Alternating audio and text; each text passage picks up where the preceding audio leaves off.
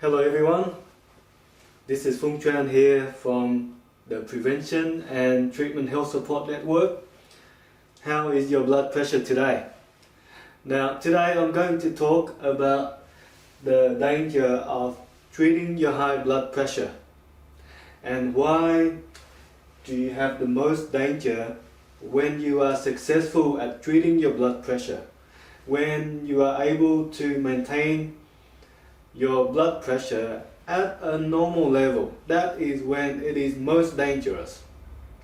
Now before we start, I just want to make it clear that even though there is some danger in treating your blood pressure, I don't want you to stop treating your blood pressure. I just want to point out some of the danger associated with treating your blood pressure so that you are aware of it.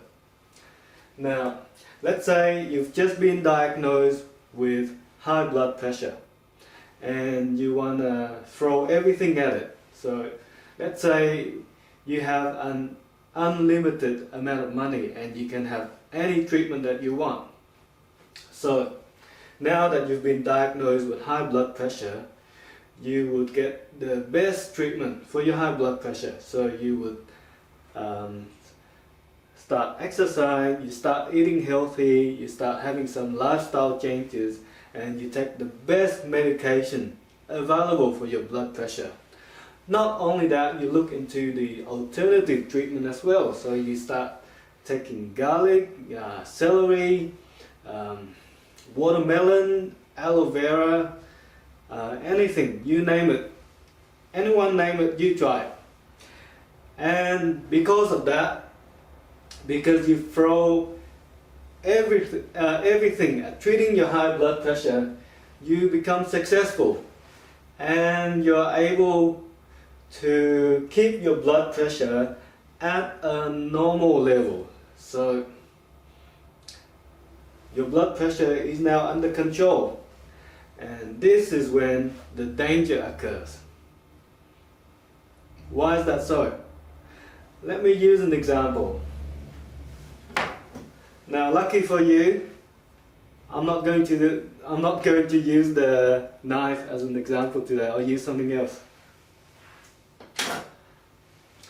Now, let's say I've been suffering a lot of pain over the last few years. I've got pain everywhere. I play tennis and end up with tennis elbow. I play golf and end up with golfer's elbow. I lift something heavy and end up with a lot of back pain. I have a car accident and end up with a lot of neck pain and headache from it. I worry a bit and end up with some heartburn, some chest pain. So I've been having a lot of pain everywhere. You name it, I've got it. So, and because I have an unlimited amount of money, I can get the best medication for my pain. And I've been very successful at it. I've been able to maintain my pain level at a very low level, so it's been tolerable. I've been able to get on with my life. Now, unfortunately for me, because I've been very successful at keeping my pain at a low level, I haven't treated the problems that the pains are associated with. So over the last 5 years, my back pain, somehow I started to get a disc bulge and I get some nerve impingement. My neck pain, I've also get some disc bulge on the neck, and I've get tingling down the arm, so that's not too good. My tennis elbow is now a bit worse than before.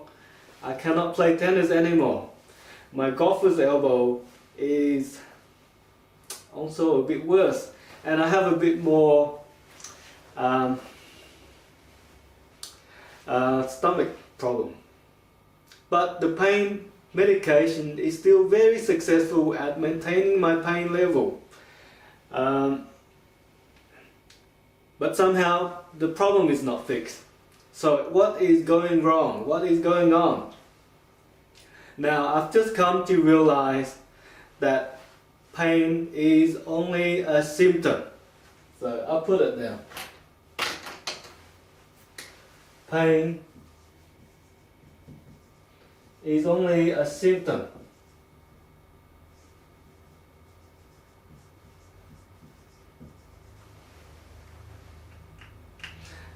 And it doesn't matter what I throw at it, I'm only treating a symptom. So I can get injection into the shoulder, injection into the back to treat the pain, but at the end of the day I still end up with pain because I'm just treating the symptom.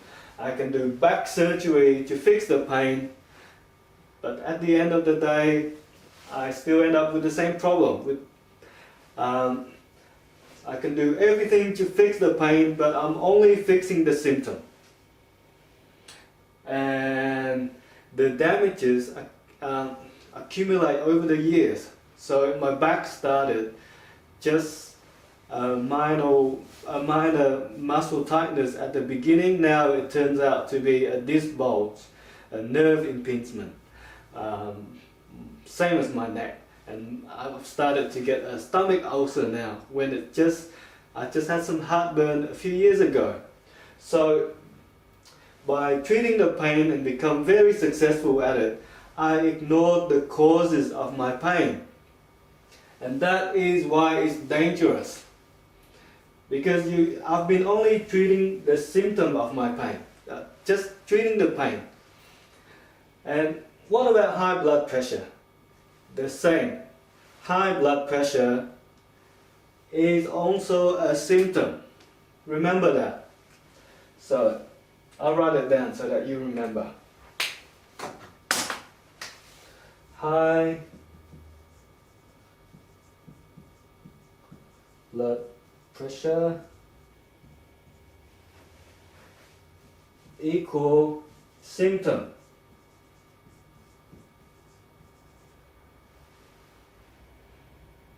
Okay, so high blood pressure is a symptom. And what happens when you treat a symptom of a problem? So it doesn't matter what you throw at it, at the end of the day you still have the problem. Because you're only treating the symptom. So why is it a symptom? Because it's a symptom of other medical problems. So if you are stressed, your blood pressure goes up. If you are depressed, your blood pressure goes up.